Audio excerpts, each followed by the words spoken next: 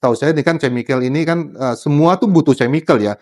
Bikin bantal ini juga ada chemical-nya, bikin pakaian ini ada chemical-nya, apapun yang kita pakai itu ada unsur chemical lah. Sebuah industri atau pabrik itu untuk menciptakan produk pasti ada unsur chemical-nya. Nah, menurut saya menarik, karena kalau kita bicara filosofi kan sandang, pangan, papan gitu ya.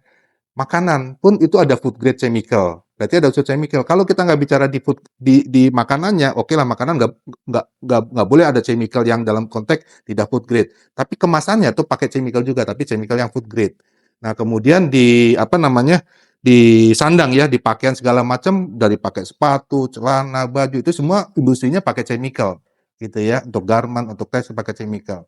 Belum kita papan. Papan tuh maksudnya properti rumah ya, itu semua pakai chemical gitu ya. Cat pakai chemical, besi pakai chemical, banyaklah semua. Makanya chemical itu menurut saya tuh secara komprehensif menarik gitu ya. Jadi, apa, ya industri chemical itu luas sih jangkauannya menurut saya gitu. Ya B3 setahu saya tuh lebih ekstrim lagi ya penanganannya ya. Jadi levelnya itu lebih ekstrim lah ya. Nggak sembarangan didistribusikan dan tidak dijual bebas juga.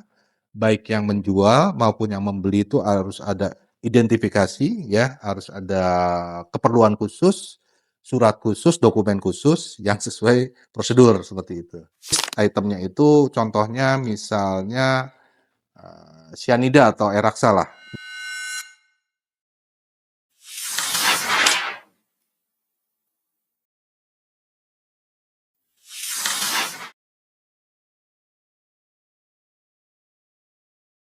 Pengalaman saya selama kurang lebih 25 tahun memang, saya masuk industri perbankan ya, sebagai banking employee, sejak lulus kuliah 2002 ya sampai kemarin 2025 Juni lah, jadi di industri perbankan.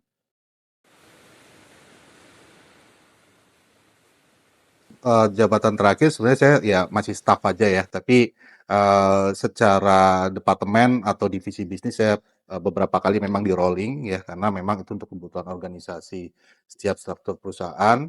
Dan saya juga, sempat mengalami di apa, yang pernah, join di beberapa 4 bank ya, kebetulan, semua bank asing ya, dan selama di 4 bank itu saya pernah ada di divisi bisnis, kemudian juga ada di divisi operation katakan, seperti itu dan, banyak sekali, terakhir, saya memang, masuk di divisi bisnis yang, secara project, itu, apa, mengelola portofolio atau data customer juga.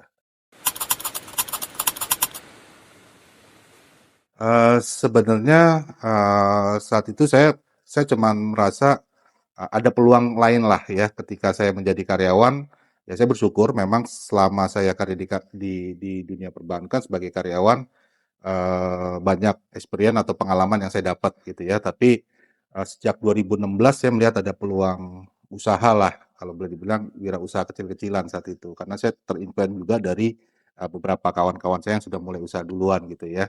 Sehingga saya mau coba, hal yang lain gitu ya, experience yang lain dan juga, ya saya merasa juga kalau jadi karyawan kan pasti akan ada masa pensiun lah gitu. Nah, at the end kalau kita udah pensiun, kita juga, akan meletakkan semua, posisi kita, mungkin kita juga, akan melepaskan benefit yang diberikan perusahaan pada kita gitu kan.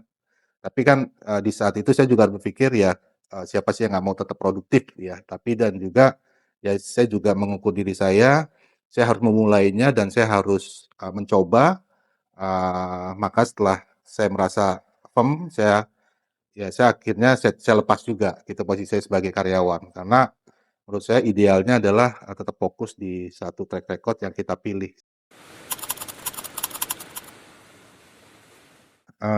Jujur kalau kekhawatiran sih sebenarnya ya semua orang pasti ada ya, umum. Cuman kan, sebelum saya mulai itu saya juga, pelan-pelan ya, artinya nggak langsung ambil keputusan, mendadak gitu ya. Saat itu saya hanya merasa, saya ingin coba sesuatu hal yang saya mulai dengan kemampuan saya dulu gitu ya. Waktu mulai dunia usaha pun saya juga nggak langsung lepas jadi karyawan, karena saat itu saya coba usaha, buka toko gitu ya, buka toko, kemudian saya jalanin, bagi waktulah. Senin sampai Jumat saya harus profesional, bekerja karena saya masih dibayar oleh perusahaan.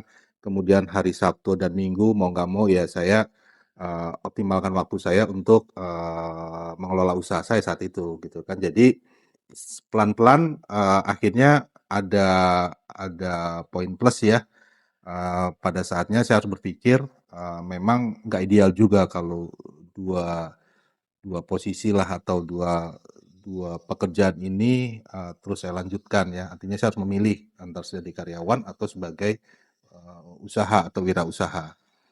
Ya, setelah saya merasa siap dan saya merasa, berani secara mental, saya baru ambil, sikap di 2025 itulah saya mulai mengajukan resign secara baik dari perusahaan sehingga saya fokus di usaha sekarang.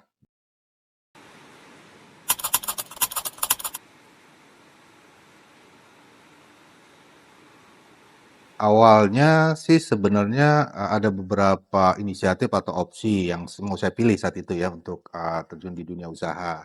Cuman memang pada akhirnya saya coba ambil usaha, di chemical ya atau supply bahan kimia itu karena, saya melihat pada saat itu, di lingkungan tempat saya, buka usaha itu banyak, opportunity atau peluang, untuk, supply kaporit gitu ya, jadi bahan untuk water treatment atau pengolahan air gitu kan, karena saat itu lagi musim tuh, wisata-wisata air lah di wilayah saya tuh di Bogor, Depok, Tangerang, bahkan, di wilayah dekat rumah saya Sawangan itu banyak sekali kan wisata air ya, seperti kolam renang, waterpark. Nah dari situ saya, coba, menawarkan jasa untuk, suplai, obat-obat untuk, treatment air atau kolam renang termasuk jasa untuk, cleaning atau general cleaning untuk kebersihan kolam, gitu.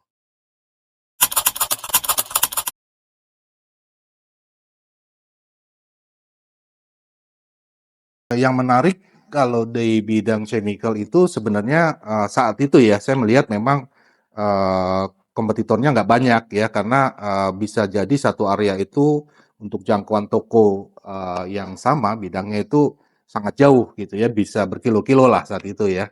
Jadi saya melihat, ya mungkin usaha ini sangat potensial karena kalau saya coba mapping di radius diameter, sekeliling gitu ya dari titik saya buka usaha, itu hampir 10 sampai 20 kilo itu belum ada, toko tersebut, toko, penyedia alat bahan-bahan kimia gitu. Jadi saya rasa itu saat itu, wah itu peluang lah gitu kan.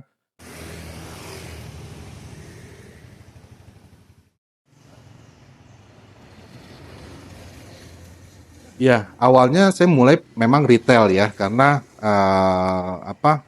pastikan yang mau saya grab atau yang saya mapping gitu kan, customer-customer yang sifatnya retail karena, secara populasi saya rasa retail itu cukup banyak gitu ya.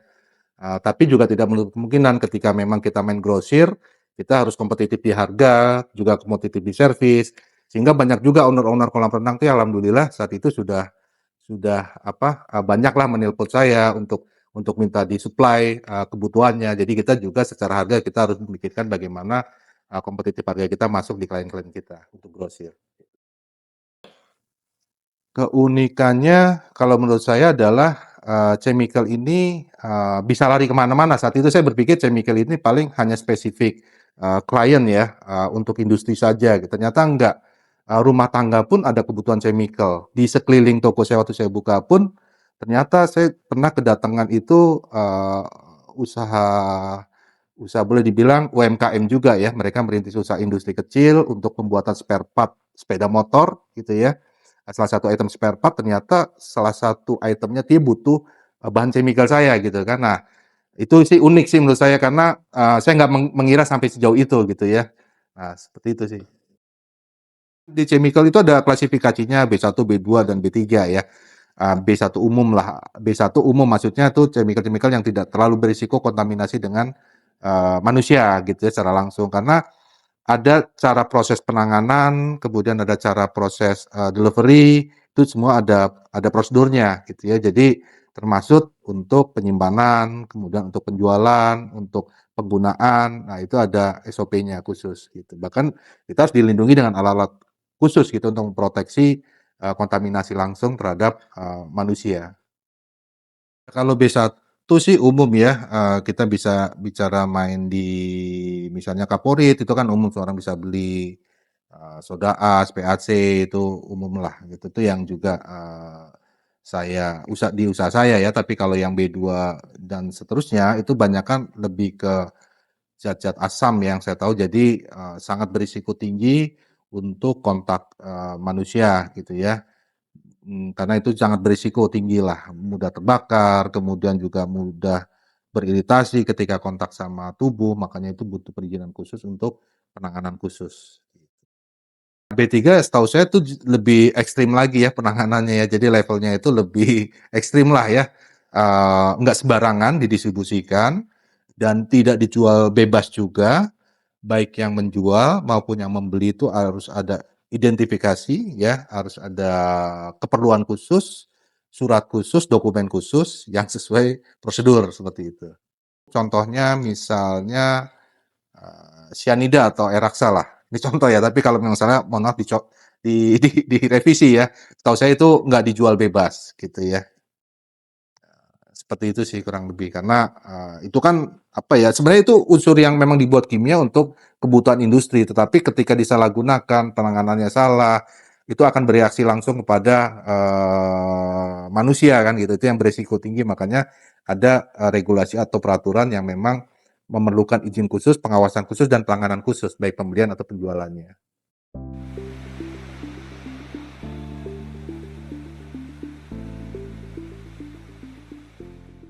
Jangkauan market, ya sebenarnya, ya kita bisa transaksi internasional malah, karena saya juga ini udah baru mulai nih ya, baru baru starting tapi belum belum boleh dibilang ini belum belum prosesnya masih saya benahin lah ya. Sebenarnya, chemical ini pasti ada negara-negara produsen tertentu, tapi spesifik item gitu ya. Misalnya China. China saya juga punya kenalan klien, apa itu pabrik malah, jadi pabrik, khusus membuat produk-produk untuk WTP proses gitu ya, produk itemnya. Nah, kita bisa beli dari sana, berarti kan kita bisa import dari sana gitu ya. Artinya Indonesia sebagai marketnya mereka. Tapi di Indonesia pun kita mungkin juga tahu kalau kita baca-baca di berita kan Indonesia punya pabrik-pabrik chemical juga ya yang memproduksi beberapa item chemical yang tidak diproduksi di negara tersebut. Nah, sebenarnya kita juga bisa dagang bahasanya ke internasional gitu ya, tapi kita harus menggunakan proses platform ekspor impor kan seperti itu. Nah, saya kepikiran sih ini baru baru angan-angan dan proses ya. Saya berharap next step, saya bisa punya usaha untuk ekspor import untuk chemical seperti itu.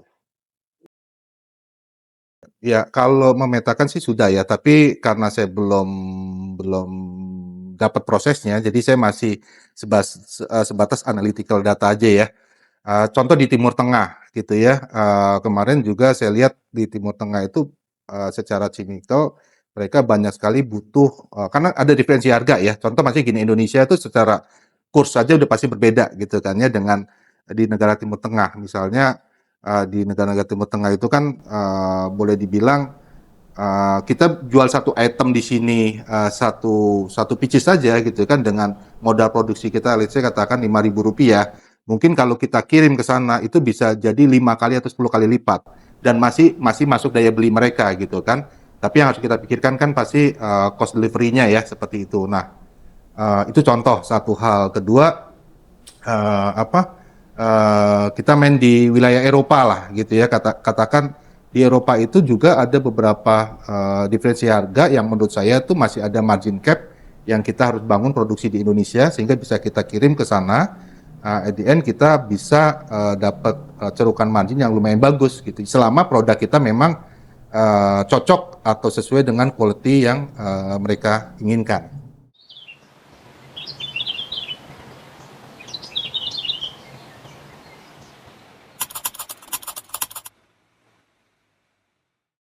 Iya, sebenarnya gini, kalau bisnis itu, bisa dimulai dari starting mindset dan inisiatif kita ya. Jadi kalau buat teman-teman yang masih bekerja saat ini, bagus sih tetap, karir yang dikejar gitu ya, tapi kalau memang next ada plan untuk, coba opportunity sebagai entrepreneur atau usaha, yang penting mindset dan inisiatif dulu dibentuk gitu ya.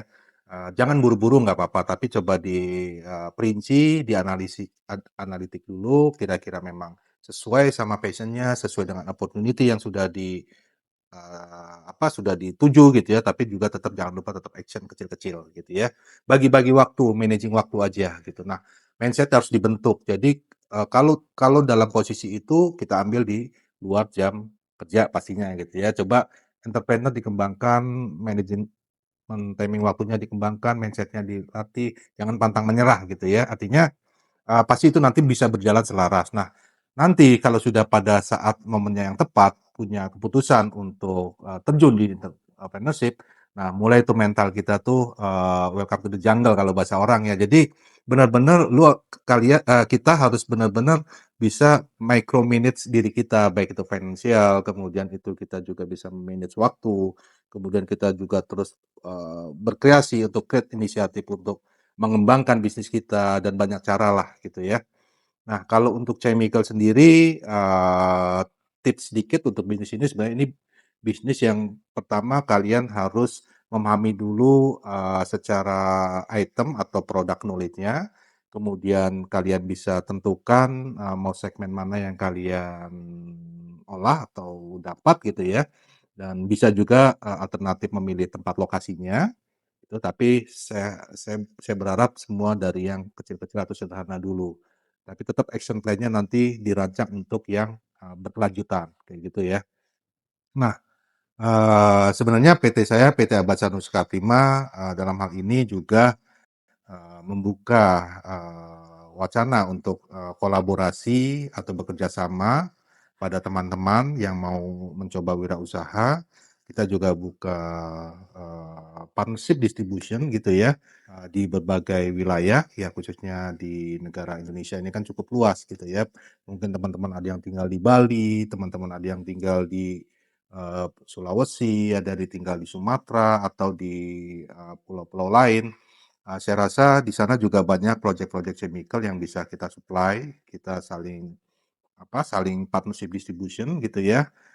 Saya harap, teman-teman bisa komunikasi, bisa sharing session, ya, karena, pasti, kita juga butuh insight atau inputan dari teman-teman, apa sih, project-project di lokasi teman-teman yang bisa kita kolaborasikan. Nah, silakan nanti bisa, terhubung dengan tim kita, ya, di nomor telepon ini, ya, teman-teman. Jangan lupa, tetap semangat entrepreneur Indonesia, wirausaha Indonesia, hidup kita untuk mandiri, untuk menjadi negara yang besar. Terima kasih.